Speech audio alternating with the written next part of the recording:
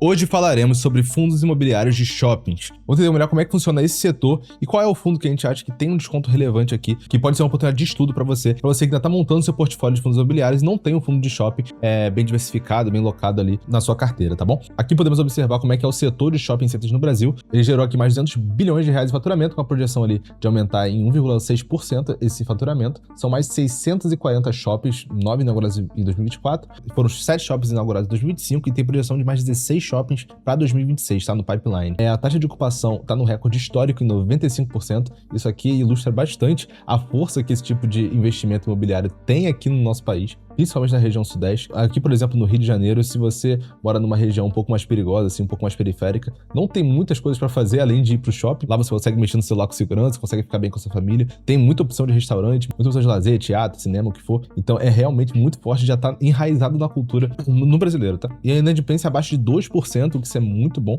porque garante aquela estabilidade na renda, e são mais de 123 mil lojas, inaugurando mais de 1 milhão de empregos no setor. Aí tá dizendo que a inauguração foram de 2 shoppings só, mas esse número está defasado, e a área bruta do total locável está em 18,2 milhões de metros quadrados, uma expansão ali de 2,25%.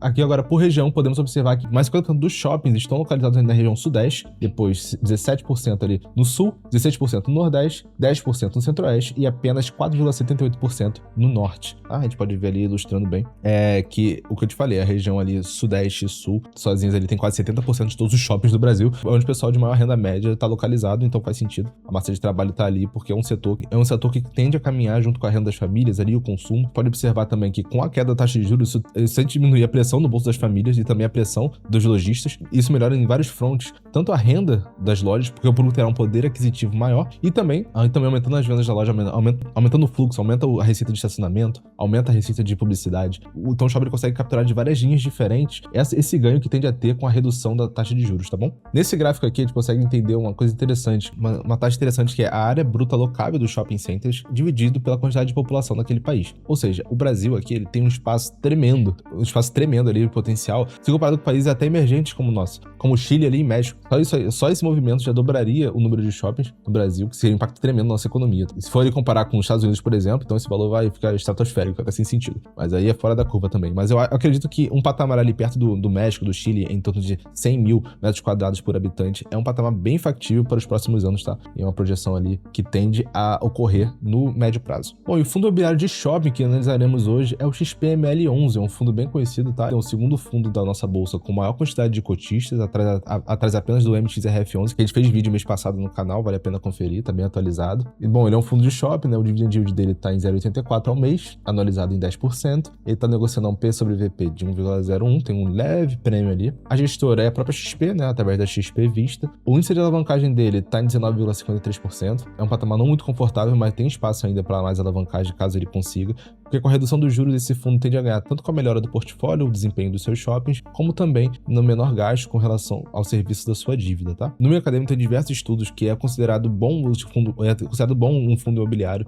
estar com uma dívida em torno de 30% nesse corte de ciclo, porque justamente ele ganha desses dois fatores. Não é muito bom quando a gente está no cenário inverso, vamos supor que a taxa de juros estivesse em 5%, em 7%, e a gente tivesse uma perspectiva de aumento no futuro, a assimetria estaria mais para aumento do que para uma queda nesse patamar. Só que no patamar atual, a assimetria está ao contrário. Então, na verdade, um fundo alavancado, ele tende a ser melhor agora, porque a parte do detrimento de valor, ele já sofreu com o aumento dos juros e com a perspectiva de menor atividade econômica. Logo agora que a gente está com a taxa de juros alta, um fundo que está alavancado, quanto maior a alavancagem dele, maior também é a alavanca que ele ganha na hora que tem esse ciclo invertido. E aqui a liquidez média dele nos últimos 30 dias, tem 14 milhões no fundo, bastante líquido, e como eu te falei, mais 600 mil cotistas, e tem uma participação bem relevante também no IFIX, em torno de 4,47%, com valor patrimonial acima de 6 bilhões de reais. Ele teve o IPO dele lá em 2017, também no finalzinho do ano. Bom, agora alguns indicadores operacionais. A área bruta total dele, 983 mil metros quadrados.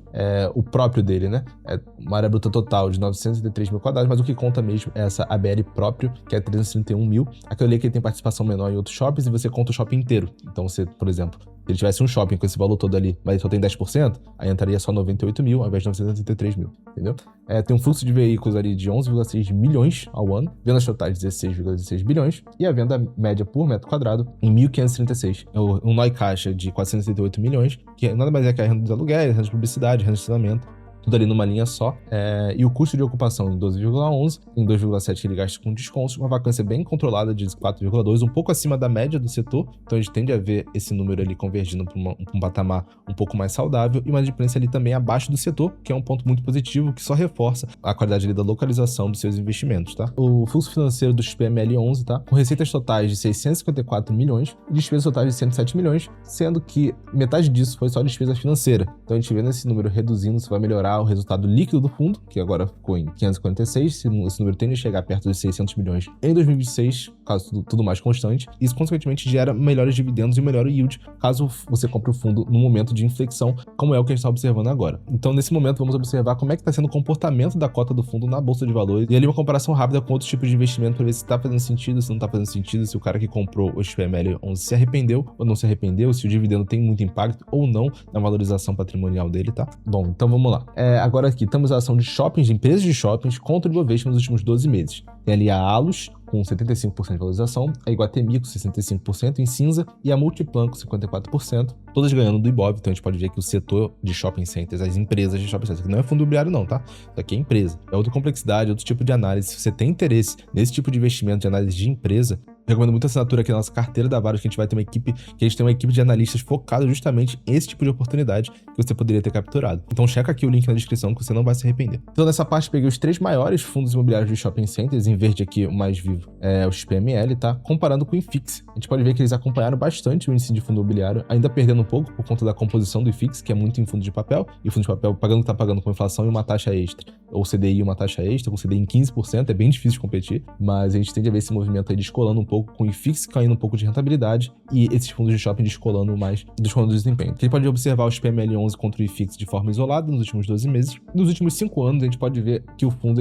praticamente desde 2023, o fundo tem ganhado do IFIX sempre. Está sempre acima do IFIX, e essa boca de jacaré tende a abrir cada vez mais, porque é um fundo que tem um portfólio muito bom, muito forte, num setor extremamente forte, que é praticamente imune a crise, com exceção de 2020, né, com a pandemia que fechou tudo, e mesmo assim ele mostrou ser muito resiliente, voltou rápido, voltou forte, e esse movimento tende a continuar, já que a gente teve pouca inauguração de shopping, os shoppings que têm um portfólio bem diversificado, bem localizado, com um público já cativo, tende a performar muito bem, conseguir repassar preço, conseguir aumentar o share of life, né, que é o tempo que a pessoa fica no shopping. Isso é muito importante para o aumento de dividendos futuros. Bom, e agora o fundo, desde o seu IPO, a gente pode observar também aqui que ele entregou um retorno acumulado de 103% contra o IFIX 72%. Isso aqui é desde 2017, finalzinho de 2017 até agora 2026, até janeiro. E é um fundo aqui que dobrou o patrimônio de quem aplicou nele e teve a disciplina de reinvestir os dividendos. Caso você não invista os dividendos, é isso que aconteceu, o retorno seria, ao invés de 103%, no período, seria de apenas 15%, perdendo feio de lavada para a inflação. E o IFIX ele já considera dividendos automaticamente, tá?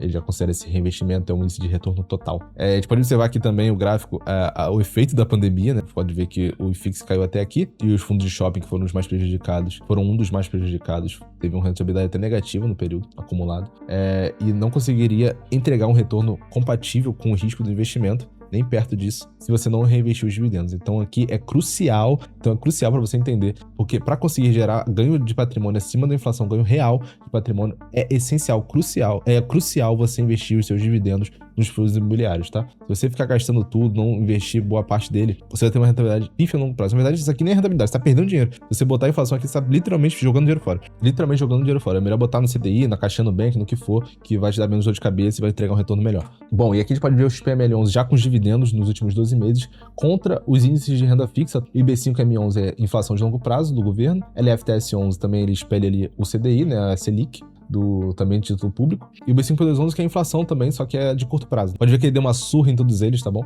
Mas lembrando, com os dividendos. Sem os dividendos, a rentabilidade dele é miserável. Para você capturar o prêmio de risco que há nos fundos imobiliários, é essencial você reinvestir os dividendos, novamente batendo nessa tecla, porque muita gente acha que pode só botar o dinheiro lá, gastar a renda toda e que tudo vai ser corrigido pela inflação. Isso acontece sim, mas é bem raro, você não pode contar muito com isso. Agora que já observamos que o desempenho dele em bolsa foi muito bom, vamos ver se suas métricas financeiras conversam com esse tipo de desempenho, tá? Então vamos olhar aqui os indicadores. O número de cotistas aqui, ó, uma trajetória ascendente aqui, um fundo muito popular, com um setor que o pessoal conhece, um fundo que tem entregado um retorno bom, uma uma gestora que tem feito um bom trabalho nele. Um dividendo mensal um pouco volátil, a gente pode observar aqui claramente o dividendo caindo bastante ali no período da pandemia, em junho de 2020 aqui, e depois recuperando muito bem com o aumento da locação, a recuperação econômica, o ganho também inflacionário que teve aqui em 2021, isso foi repassado para os lojistas e consequentemente o aluguel do fundo aumentou, ele pôde distribuir mais, e agora estabilizou aqui em torno de 0,80, chegando quase a 1% ao mês aqui, tá bom? E agora estabilizando de novo nesse patamar. O que a gente acredita é que com a redução de juros e diminuição do custo da dívida também, essa alavancagem operacional tende a jogar o dividendo para em torno de 0,90, talvez até 1% ao mês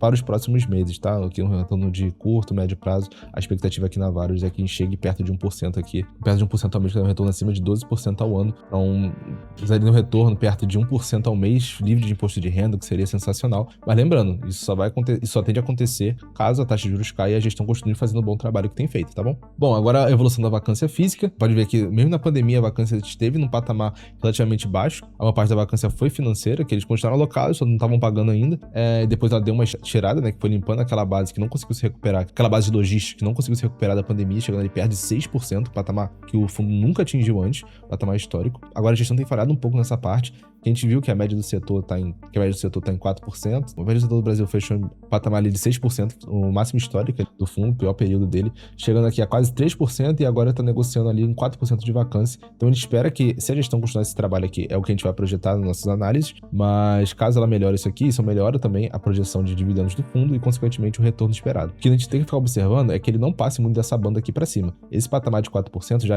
tá no limite do tolerável, tá? E ele tende a ficar nessa região. E o que a gente quer é que ele caia para essa região aqui de baixo, tá? Quanto mais baixo esse número, melhor. Pode ver que o único patamar que ele conseguiu isso foi um pouco antes da pandemia. Então, caso a nossa economia melhore, tenha queda de juros, não tenha um novo incidente assim de saúde que feche tudo, a gente pode ver sim a gestão encontrando de novo um caminho para um portfólio que tem uma vacância perto ali de 2%, que seria o patamar de ouro assim para um portfólio de fundo de shoppings. E aqui o endividamento, em verde mais claro, temos as obrigações por aquisição de imóveis, que ele foi comprando vários shoppings, investindo em outros fundos imobiliários, tá? E a gente pode ver que as obrigações caíram bastante aqui por conta dessa emissão de CRI, que é essa linha em verde escuro. Aqui é o endividamento dele, ele foi lá e quitou boa parte do que ele tinha que pagar os imóveis. Depois ele fez aqui algumas outras obrigações. Então ele tem em torno de 800 milhões de reais para pagar de imóveis que ele comprou. E tem ainda, ele tá amortizando, pode ver que essa linha tá em queda aqui, tem um pouco menos de 600 milhões de reais em CRIs também para amortizar. Esse fundo tem robustez financeira suficiente para poder lidar com essas duas dívidas, tá bom? Só que, lembrando, aqui uma coisa que a gente tem que observar sempre. Caso esse estado de juros não caia, isso tende sim a afetar a tese, não só do XPML, mas como também o setor de shoppings como um todo, tá? Bom, aqui uma métrica interessante também é a volatilidade dele, do XPML, comparado com o IFIX. Pode ver que no ano ele tá com uma volatilidade de 5,96% e no período total, né, desde o IPO, 19%, enquanto o IFIX está em 8%. Então aqui a gente pode ver que ele tem uma diferença de 2,3 vezes mais volátil, ou seja, um risco bem mais elevado do que investir no IFIX, por conta de toda a diversificação que o IFIX tem, né? E o perfil de risco dele é considerado moderado, por ser um fundo imobiliário ainda tem uma volatilidade mais reduzida, a gente pode ver nos últimos 24 meses só de 12%, mas ainda assim é o dobro do IFIX. Então isso aqui você tem que saber que você não está investindo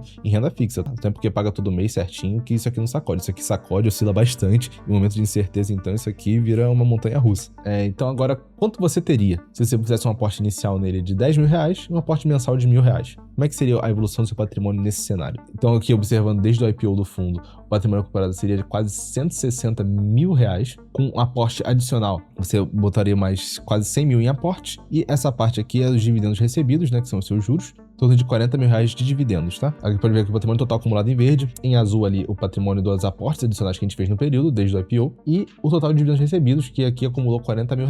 E aqui nesse painelzinho temos a simulação do investimento, seria um patrimônio total de 152 mil, o yield mensal médio de 0,61%, anualizado de 7,30%, isso aí pegando a média toda, né, que teve momentos que ele negociou muito caro, outros momentos muito barato, na média ficou isso, e a renda mensal dele seria de R$928 e a renda anual de 11 mil. Lembrando sempre com aporte inicial de 10 e de 1.000. Agora, quando você conseguiria a diversificação, alocação em um shopping, investindo somente R$152 mil, você teria uma renda vindo desse tipo de investimento de R$928, livre de imposto de renda todo mês pingando na sua conta, tá?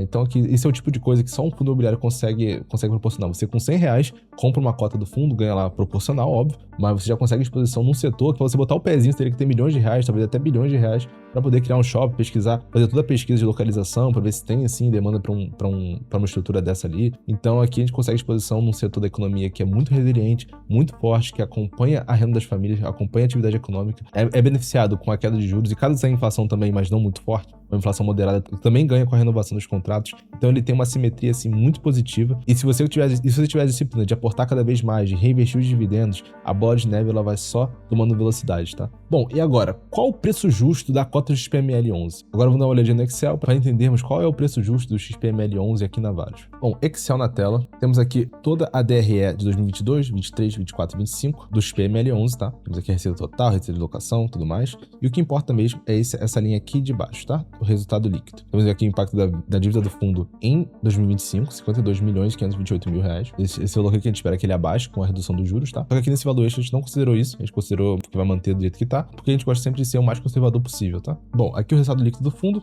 projetados até 2046, deixa eu ajeitar aqui, pronto. Até 2046, na perpetuidade aqui também, o size da valor presente. Todo esse valor somado chega ao valor dos imóveis, tá? Em 7 bilhões e 569 mil reais. A gente somou os ativos não operacionais do fundo, né? Então, as aplicações financeiras aqui, tem mais de 1 bilhão. Passivos não operacionais, que são as dívidas dele, né? Dá mais aqui 1 bilhão e 500 mil. A gente soma um, diminui o outro, chega no valor do equity. 7 bilhões e 600 mil reais. Divide isso pelo número de cotas, dá o valor justo por cota de 130 reais. E ela está sendo negociada a 109. Isso dá pra gente um upside de 18,99% e uma TIR de 16,61%. Ou seja, se você comprar ela agora, ele tem um caminho do preço atual até o preço justo de 19%, que você pode capturar ali. Isso somado com os dividendos que você vai receber no período, dá uma TIR, uma taxa interna de retorno de 16,61%. Então, se você investir nele nesse momento, você vai ter um retorno médio de 16,61% no longo prazo. Com o CDI em 14,9%, com expectativa de queda para 12,5%, 12%, às vezes até 11% em algumas casas de análise. Então, até 11%, o IPEA projeta 12,5%, mas o Copom já está em 12,3%.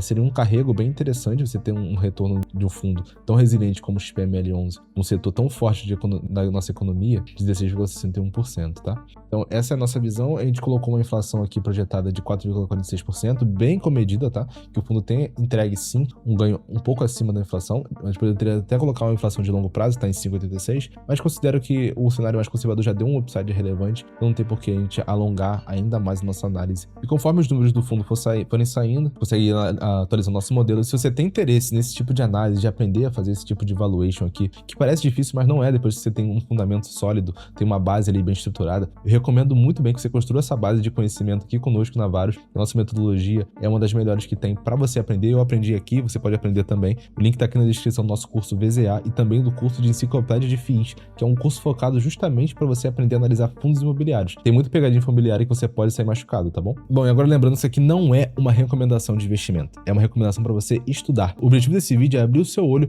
para oportunidades no mercado que você pode não estar captando sozinho. Então, no nosso valuation, a gente adotou as nossas premissas, a gente pode estar errado com relação a isso. Na verdade, não existe um valuation certo. Dependendo da premissa que você adota, da taxa que você adota, do que você espera da economia, do que você espera da gestão que você está fazendo, de qual história que você usa, de qual média você está usando, média ou mediana, tudo isso afeta sim o valor justo no fundo e cabe de cada analista fazer o que se sente confortável, se ele quer ser mais conservador, quer ser mais agressivo, depende também de qual é o margem de segurança que você tem. Se você, eu não entro em fundos que tem upside abaixo de 10%, 15%, isso tudo vai depender do seu perfil de risco, tá? Se você tem já uma carteira diversificada, se já tem uma alocação relevante em fundo imobiliário, pode também não ser uma opção. Então, lembrando que isso aqui não é uma recomendação de investimento, é só um alerta para você poder estudar. Você botar naquela lista ali, acompanhando, fazer suas projeções, fazer seus números. Caso você não tenha tempo de fazer esse tipo de análise e cuidar da sua carteira desse jeito, temos aqui na Varados nossa consultoria, que a gente tem um analista que vai olhar a sua carteira de graça pela primeira vez, fazer uma análise completa dela, ver o que faz sentido, o que não faz, qual é a visão da Varados com relação ao seu patrimônio, tá? O link tá aqui na descrição, é só você fazer um cadastro rápido, marcar uma reunião de graça com o nosso consultor, que a gente consegue cuidar do seu patrimônio, principalmente se você tiver acima de 100 mil reais, a gente cobra uma taxa bem baixa, tá? E a gente não cobra comissão por investimento.